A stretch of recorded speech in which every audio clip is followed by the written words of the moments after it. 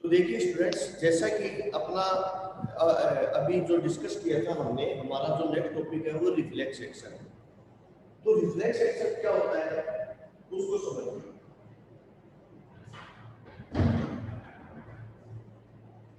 Reflex action यानी कि कुछ ऐसी प्रोसेस होती है हमारी बॉडी में जो बहुत ही क्विकली होती है, जो बहुत ही फास्ट होती है प्रोसेस हमारी बॉडी में, ठीक है। और उसका जो रिस्पॉन्स है वो भी हमें क्विकली देना पड़ता है, ठीक है। ये चीज ध्यान रखना। अब हमारा जो ब्रेन है, आपको मैंने बताया था कि हमारी पूरी बॉडी का एक कंट्रोल रूम है ब्रेन। लेकिन स्टूडेंट्स, आप चीज ये याद रखना कि कोई भी चीज है उसके ऊपर जब कभी लोड बढ़ता है तो उसकी प्रोसेस स्लो हो जाती है। जैसे कंप्यूटर सिस्टम है, अपना मोबाइल है, ठीक है, उसमें अगर आप हद से ज्यादा डाटा फीड कर दोगे, ये ठीक है, तो उस वो भी स्लो हो जाएगा, होगा या नहीं होगा। इसी प्रकार से अगर कंप्यूटर से आप बहुत सारी चीजें कनेक्ट कर दो, ठीक है, उससे उसको सर्वर बना करके और कई कंप्यूटरों से कनेक्ट कर दो, तो उसकी जो स्पीड है वो स्लो होगी। इसी प्रकार से हमारा ब्रेन है, हमारे ब्रेन पर इतना ज्यादा लोड है, यानी एक सेकंड भी यह फ्री नहीं रहता है। तो इसलिए इसकी स्पीड, इसकी जो प्रोसेस है वो बहुत ही स्लो है, ठीक है। अब आगे देखो कि जब इसकी स्पीड इतनी स्लो है तो रिफ्लेक्स एक्शन जैसी प्रोसेस यह नहीं कर सकता। क्यों? क्योंकि उसमें तो 1 मिली सेकेंड में, कई बार तो ऐसी होती है कि 1 सेकेंड या 1 मिली सेकेंड में हमें उसका रिस्पॉन्स देना पड़ता है, ठीक है। अब इसका एक एग्जाम्पल समझ लो आप कि रिफ्लेक्स एक्शन का, फिर अपन आगे बात करेंगे इसके बारे में। जैसे कि मान लो कि हम यूं खड़े हैं, अचानक ही कोई मच्छर आ गया, तो हमें केवल एक हल्का सा दिखा, या फिर इस साइड से कोई चीज आई, हमें हल्की से दिखी और हम उसके रिस्पॉन्स में अपनी आंखें बंद कर देते हैं। हम जा रहे हैं, जाते हुए बातें करते हुए जा रहे हैं, अचानक एक खड्डा दिखा, हम वहीं रुक जाते हैं, ठीक है। तो यह प्रोसेस इतनी क्विकली, यानी दिमाग कोई नहीं पता चलता हमारी, ठीक है, इतनी क्विकली होती है कि दिमाग के रिस्पॉन्स का उस समय वेट नहीं कर सकते। क्योंकि कोई भी रिस्पॉन्स होता है वो धीरे, वो पहले नर्वस सिस्टम के द्वारा ब्रेन में आता है, ब्रेन से फिर वापस नर्वस सिस्टम के द्वारा आ जाता है, वो उसको कहता है कि पैरों को रुक जाओ, इतना टाइम नहीं है। इसी प्रकार से और एग्जांपल देखो, एग्जांपल ऐसे समझ सकते हो कि हम लोग और हॉट ऑब्जेक्ट, ठीक है, किसी भी हॉट ऑब्जेक्ट के हमारा हाथ टच होते ही हम तुरंत प्रभाव से यूं, ठीक है, बिना सोचे समझे हम अपना हाथ हटा देते हैं। ये सारे के सारे एग्जांपल है रिफ्लेक्स एक्शन के, रिफ्लेक्स हाथ, ठीक है। तो यह इसका कंट्रोल कौन करता है? तो स्टूडेंट, इसका जो कंट्रोल करता है वो करता है हमारा स्पाइनल कोड, ठीक है, हमारा स्पाइनल कोड। तो अपना जो टॉपिक है रिफ्लेक्स एक्शन, रिफ्लेक्स एक्शन के अंदर इसका जो कंट्रोल करता है हमारा स्पाइनल कोड, क्योंकि स्पाइनल कोड के ऊपर स्टूडेंट ज्यादा लोड नहीं होता है, इसलिए उसको केवल यही काम दिया हुआ है, ठीक है, और वह इस काम को बखूबी भी नहीं पाता है, ठीक है, और वो फास्ट भी करता है। तो ये होता है हमारे स्पाइनल कोड। देखिए एग्जांपल, इसको ऐसे समझ लो कि जैसे कि यह हमारा हाथ है और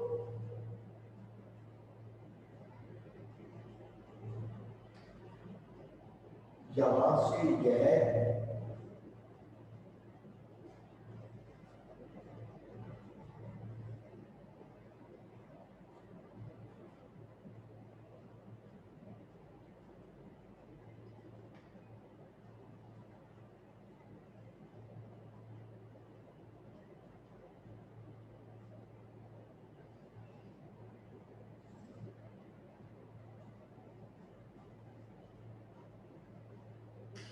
अब देखो student, reflex action, reflex action के दौरान हमारी बॉडी में स्टूडेंट दो प्रकार की नर्व होती है, याद रखना। एक होती है सेंसरी नर्व और एक होती है मोटर नर्व, ठीक है। पहली है सेंसरी नर्व और सेकंड है मोटर नर्व। ठीक है, एक है सेंसरी नर्व और दूसरी है मोटर नर्व। होता क्या है कि जैसे ही हमारा हाथ किसी हॉट ऑब्जेक्ट के टच होता होते ही ये सेंसरी नर्व क्या करती है, इंफॉर्मेशन को डायरेक्ट कहाँ ले जाती है, हमारे कहाँ ले जाती है, स्पाइनल कॉर्ड में। ठीक है, वो कहाँ ले जाती है, ये है spinal cord. Spinal cord spinal cord में ले जाती है और स्पाइनल कॉर्ड क्विकली रिस्पॉन्स देता है बिना ब्रेन से पूछे मोटर नर्व को, मोटर नर्व को आदेश देता है कि वह उस जगह को परजाइल्स को कहो कि अपना हाथ हटा ले। ये बहुत ही मिली सेकेंड में होता है, बताने में टाइम लगा लेकिन एक्शन में इस चीज के एक्शन में ज्यादा टाइम नहीं लगता है, बस लगा फट से हट गया और मोटर नर्व ये जाकर के वहां आदेश देती है, हम अपना हाथ को हटा लेते हैं। तो देखिए ये जो है ये है रिसेप्टर। कोई भी हॉट ऑब्जेक्ट या पिन या हॉट ऑब्जेक्ट को रिसेप्टर ये कहां से लगता है, सेंसरी नर्व।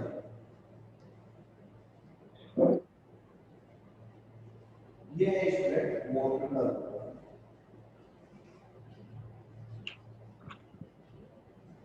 ठीक है, सेंसरी नर्व और ये है मोटर नर्व।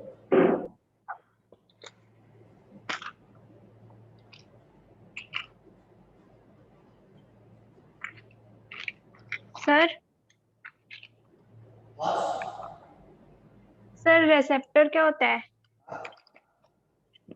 ये आपने लिखा है ना पिन के ऊपर, ये क्या है? रिसेप्टर का मीन्स होता है कि वह जगह जहां से हमने स्टिमुलाई रिसेप्ट किए हैं। स्टिमुलाई का मतलब है बाहर से कोई भी, जैसे कोई गर्म चीज लग गई, ठीक है, या कोई पिन चुभ गई, वो स्टिमुलाई है। तो जिस जगह के ऊपर वह इफेक्ट होता है ना उसे कहते हैं हम इफेक्ट रिसेप्टर। आगे समझ में? Yes sir. ये डायग्राम बनाना है? हाँ, ये डायग्राम बनाना इम्पोर्टेंट है। ये यहां जाकर के इसको कहते हैं relay neuron.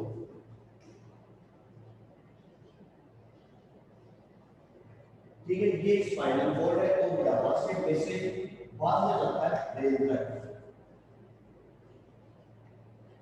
Message to brain, message to brain. ठीक है, ये हिस्सा होता है, इसको कहते हैं इफेक्टर।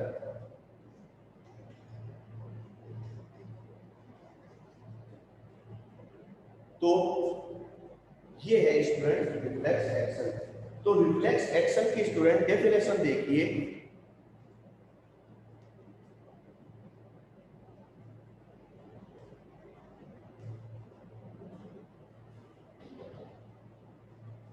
डेफिनेशन देखिए इसके आगे।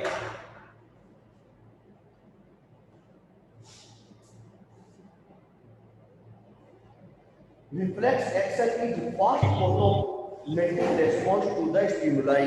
यानी reflex action is a fast response, automatic response to a stimuli. तो ये होता है रिफ्लेक्स एक्शन के बारे में। ठीक है, एग्जांपल आपको पता ही चल गया। जैसे कि मान लो कि कोई हमारे आंखों के आगे से हाथ करता है, हम तुरंत प्रभाव से अपनी पलकें झपका देते हैं।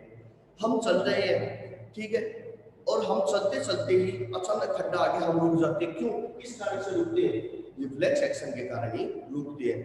और एग्जांपल, सबसे अच्छा एग्जांपल आप ऐसे देख लो कि when you are riding a bike, आप बाइक चला रहे हो, बाइक चलाते हुए आप चाहे किसी से बातें करते होंगे, अचानक ही मान लो कोई ब्रेकर आ गया, तो आपका दिमाग कुछ नहीं कहेगा, आप तुरंत प्रभाव से क्या करोगे?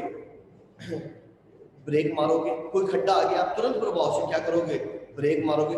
पहले क्लच दबाओगे फिर ब्रेक मारोगे। ठीक है, इसका संकेत कोई ब्रेन ने नहीं दिया, स्पाइनल कॉर्ड ने दिया। ये संकेत किसने दिया? स्पाइनल कॉर्ड ने।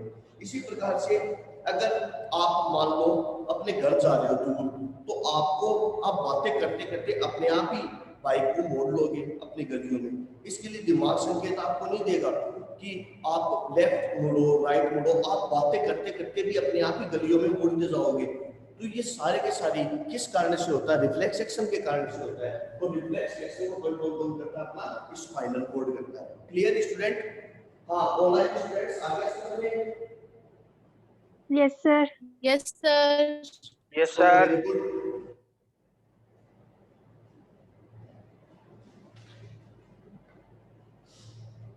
एक है स्टूडेंट रिफ्लेक्स आर्क। तो देखिए रिफ्लेक्स आर्क की डेफिनेशन अगर आप चाहो तो लिख सकते हो कि रिफ्लेक्स आर्क की डेफिनेशन क्या होती है कि the pathway taken by nerve impulse, the pathway taken by nerve impulse in A reflex action, in a reflex action is called reflex arc, it's called reflex arc. Okay students, तो ये हो गया reflex action के बाद। अब देखिए message to brain कि इसमें ब्रेन का कोई रोल नहीं होता है, लेकिन बाद में ब्रेन को पता चलता है, ब्रेन को बाद में बता दी जाती है, कह दिया जाता है कि ब्रेन भाई अगर तुम्हारे लिए अगर हम वेट करेंगे तो बहुत बड़ी गड़बड़ हो जाएगी, तुम्हें हम बाद में बताते रहेंगे, पहले हम एक्शन ले लेते हैं। तो वो पहले अपना एक्शन लेते हैं। जैसे आपने भी देखा होगा कि कभी हमारा हाथ है तो किसी पिन के या किसी हॉट ऑब्जेक्ट के लग जाता है, मान लो गर्म तवे के हमारा हाथ लग गया, हम तुरंत प्रभाव से हटा देते हैं, लेकिन ब्रेन के सिग्नल का हम वेट करते हैं, ठीक है ना। तो वो सारी की सारी चीज किसमें? अच्छा, ब्रेन को तो बाद में पता चलता है, ठीक है ना, ब्रेन को क्या है बाद में पता चलता है, तो बाद में जो है इसका अपना मैसेज किसको पहुंचा देगा? ब्रेन को पहुंचा देगा, ठीक है स्टूडेंट्स। फिर इसका देखो पाथवे कुछ इस तरीके का होता है, चाहो तो इसके साथ एक डायग्राम ये भी बना सकते हो कि जैसे कि स्टिमुलाई है, ठीक है, ये स्टिमुलाई के बाद में देखिए स्टिमुलाई फिर है रिसेप्टर, स्टिमुलाई फिर है रिसेप्टर, स्टिमुलाई फिर ये रिसेप्टर। ये स्टिमुलाई का मतलब है जैसे कोई भी चीज हमारे टच हुई उसे हम कहते हैं स्टिमुलाई। फिर रिसेप्टर हमारी स्किन ने वो चीज एक्सेप्ट की, और फिर ये सेंसरी नर्व के द्वारा आ जाएगी स्पाइनल कॉर्ड, और स्पाइनल कॉर्ड तुरंत प्रभाव से इसका रिस्पांस देता है, ठीक है ना। स्पाइनल कॉर्ड मोटर नर्व क्या करता है? इसका तुरंत प्रभाव से क्या करता है? रिस्पांस देता है, और ये मोटर नर्व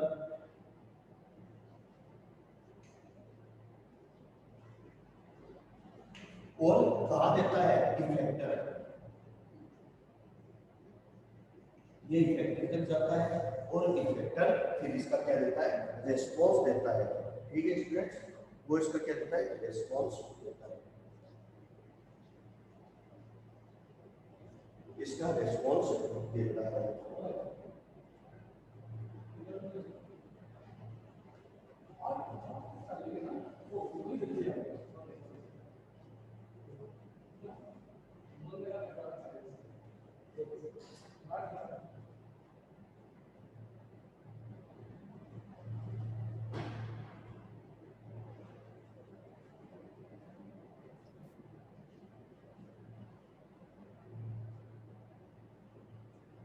ओके स्टूडेंट्स, तो ये अपना रिफ्लेक्स एक्शन और रिफ्लेक्स आर्क का कंप्लीट हो गया है। अब हम अपना नया टॉपिक स्टार्ट करने जा रहे हैं।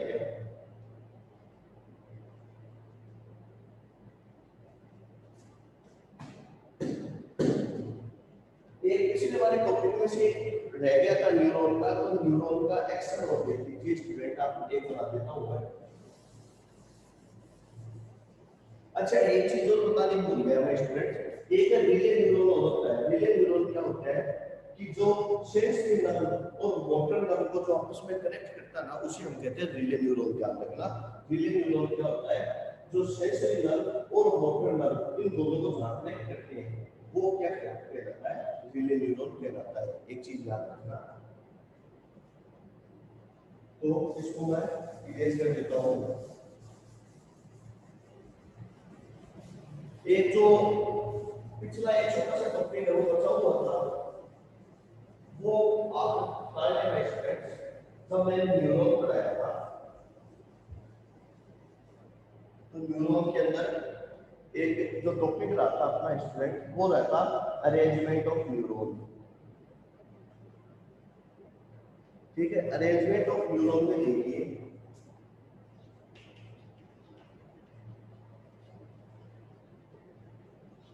Arrangement of neuron, arrangement of neuron. देखिए अरेंजमेंट ऑफ न्यूरॉन यानी कि इसकी प्रोसेस कैसे कैसे होती है वो देखो। सबसे पहले स्टूडेंट स्टिमुलाई, स्टिमुलाई जैसे कोई भी हमारे पिन चुकी या कोई किसी ने हमारे टच किया, ठीक है, ये स्टिमुलाई है। ठीक है, स्टिमुलाई से फिर डेंड्रॉइड्स, और ये आपको लिखना है स्टूडेंट न्यूरॉन का चार्ट है ना, उसमें लिखना आपको डेंड्रॉइड से साइटोन, डेंड्रॉइड से कहा जाएगा साइटोन, साइटोन से फिर स्टूडेंट एक्सोन। ठीक है, साइटोन से कहा जाएगा एक्सोन, फिर एक्सोन से यह सिनेप्टिक नोड। ठीक है ना, एक्सोन से फिर कहा जाएगा ये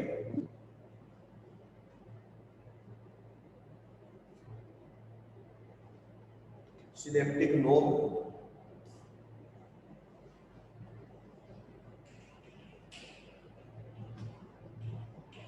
सिनेप्टिक नोड में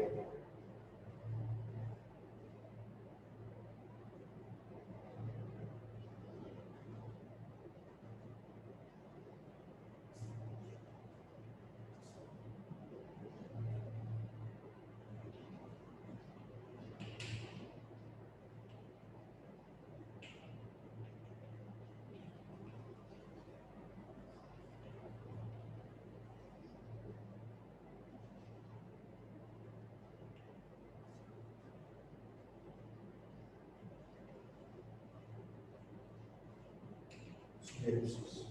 ठीक है, आंसर आएगा सिनेप्स या सिनेप्सिस।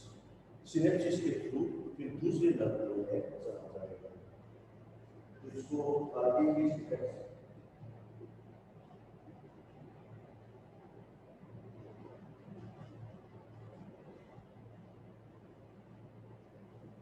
सर सिनेप्टिक नोड के आगे क्या लिखा है? कौन सा? अच्छा ये क्या सिनेप्टिक है? नोड के आगे क्या है? Passage of nerve impulse through synapse, synapse लिख दो या सिनेप्स लिख दो।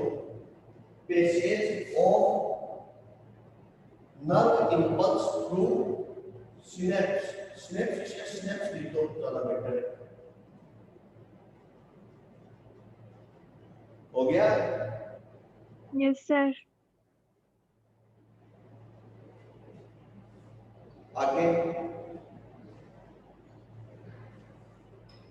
अब स्टूडेंट्स थोड़ा सा आपको इसमें बर्डन लगा होगा, लेकिन अब जो टॉपिक आ रहे हैं बहुत ही इंटरेस्टिंग टॉपिक है और बहुत सिंपल है, मजा आएगा पढ़ने में, है कि सिंपल।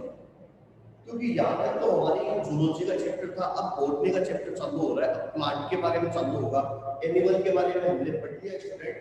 ठीक है, और अब जो शुरू होगा वो होगा प्लांट के बारे में, और प्लांट के बारे में ज्यादा हार्ड भी नहीं पड़ता है।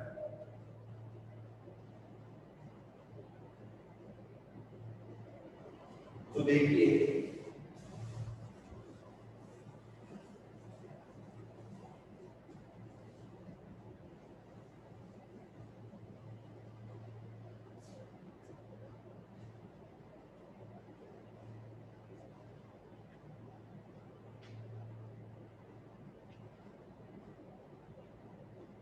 नेक्स्ट है student coordination of plant.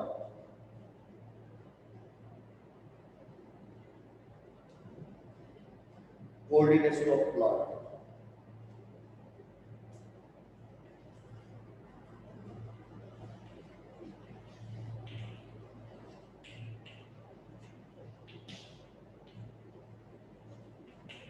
Coordination of demand.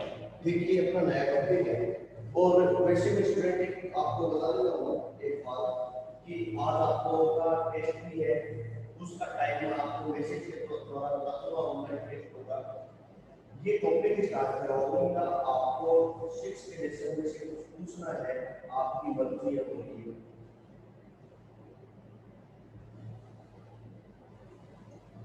Yes sir, पूछना है।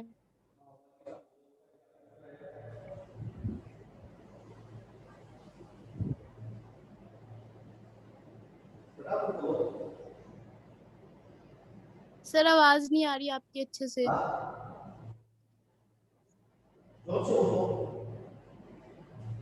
सर हर्ट वाला पूछना है।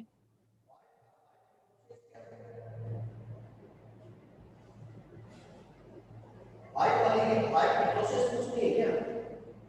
Yes sir. चलिए बता देता हूँ।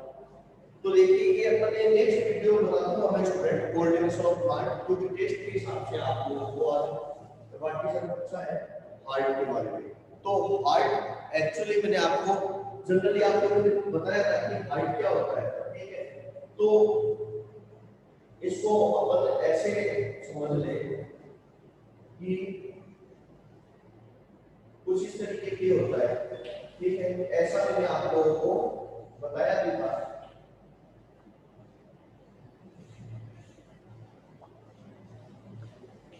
कुछ इस तरीके से मैंने बनाया था हार्ट। एक बार ऐसे ही मैंने रफ डायग्राम बनाया स्टूडेंट्स, डोंट माइंड, ठीक है? तो इसके अंदर देखिए ये लेफ्ट एट्रियम एल, ठीक है? ये left ventricle L B, left ventricle है, ठीक है? ये राइट एट्रियम और ये राइट वेंट्रिकल। इसमें देखो शॉर्ट क्वेश्चन भी जो बनते हैं वो एक तो बनते हैं कि इसमें प्लस वाल्व, एक तो इसमें बनते हैं वाल्व, सोल्यूशन वाल्व का यूज। तो यहाँ पर वाल्व होते हैं, यहाँ पर आपको बताया था ना ट्राइकस्मिड वाल्व होता है, और यहाँ पर जो होते हैं वो है बाइकस्मिड वाल्व, ठीक है ना? यहाँ ट्राइकस्मिड वाल्व और यहाँ बाइकस्मिड वाल्व। ट्राइकस्मिड वाल्व और बाइकस्मिड वाल्व क्या होते हैं कि ब्लड को एट्रियम से वेंट्रिकल तक, एट्रियम से वेंट्रिकल में जाने को कंट्रोल करते हैं।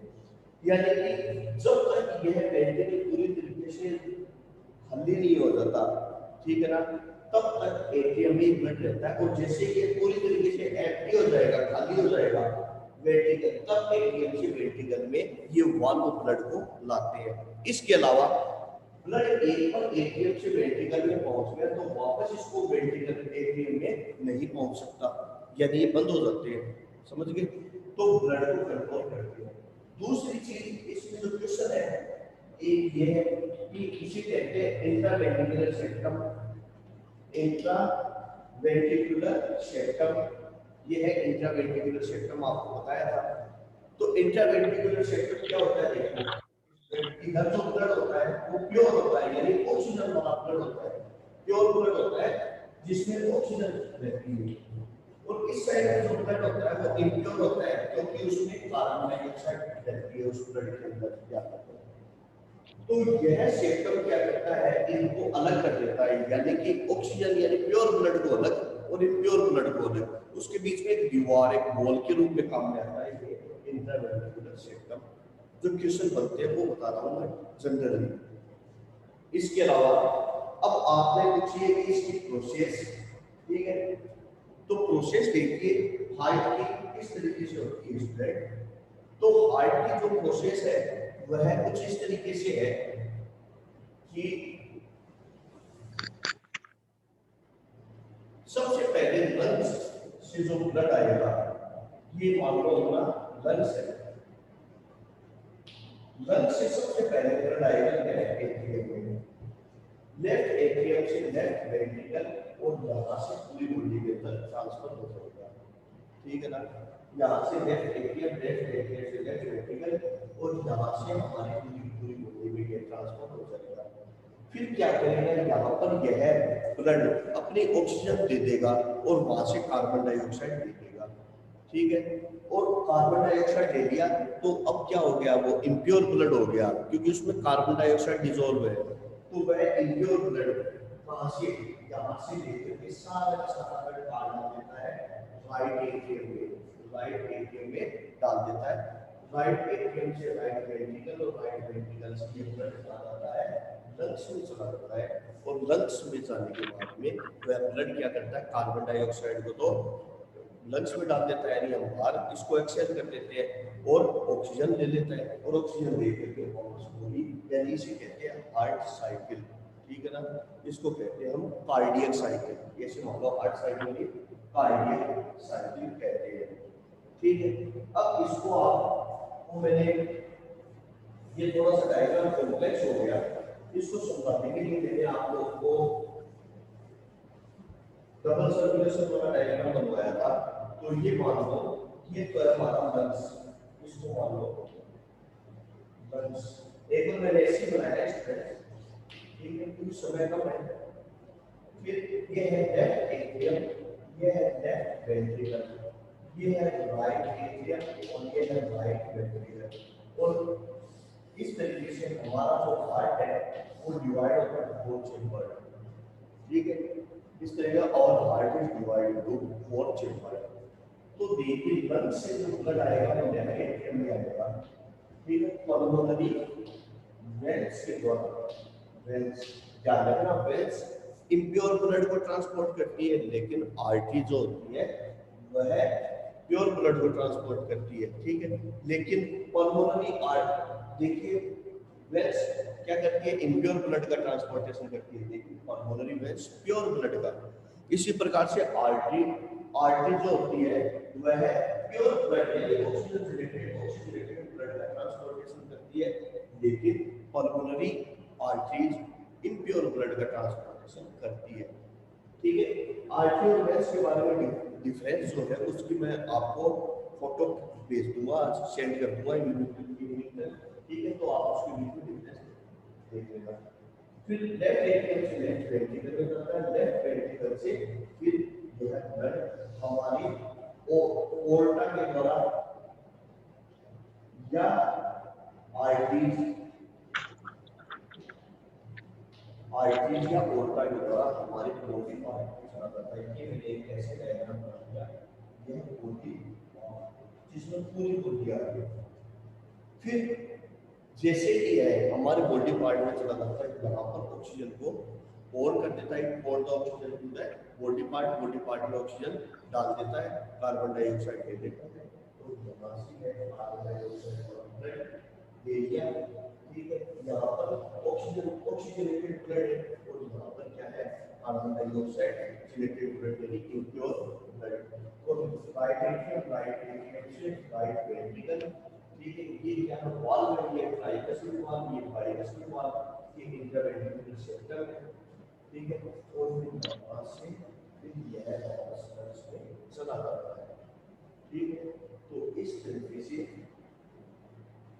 यह जो प्रोसेस होती है यह कंटिन्यूअसली चलती रहती है, हर टाइम चलती रहती है। ये रुक गई तो सब कुछ तो जीवन ही रुक गया।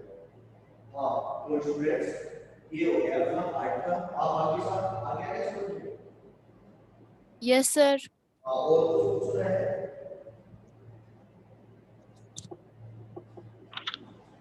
वाइसा, Govind, Sneha, Rishabh. No sir. Sir respiration system में प्लांट्स का बताओ ना, रेस्पिरेशन सिस्टम में प्लांट्स का बताओ ना, प्लांट्स और ह्यूमंस का नहीं, रेस्पिरेशन सिस्टम में प्लांट्स और ह्यूमंस का बताओ। प्लांट्स और ह्यूमन देखिए अपना जब है हो गया फिर बता देना होता है। देखो रेस्पिरेशन सिस्टम के अंदर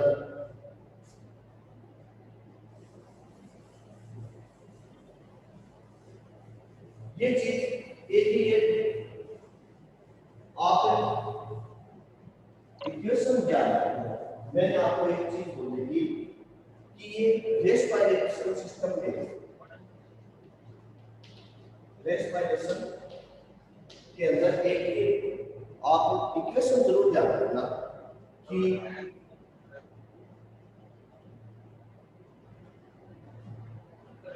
C6H12O6, ठीक है, ये है ग्लूकोज। यानी जिसको आप फ्लूइड भी कह सकते हो। यहाँ पर फिर उसके बाद देखिए 6O2 यानी 6O2 से क्या होगा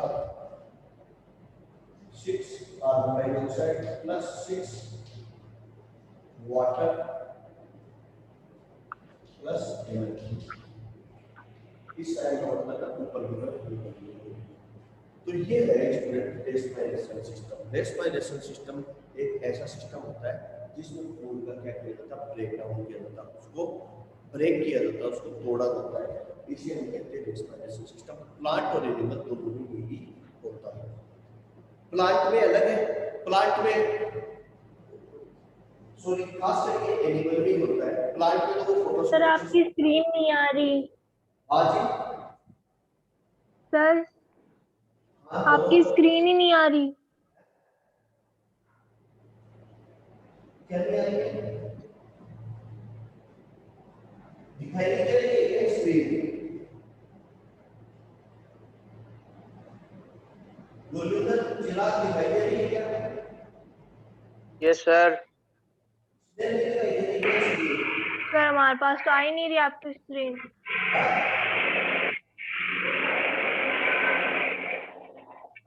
तुम्हें कैमरा हो दिया होगा,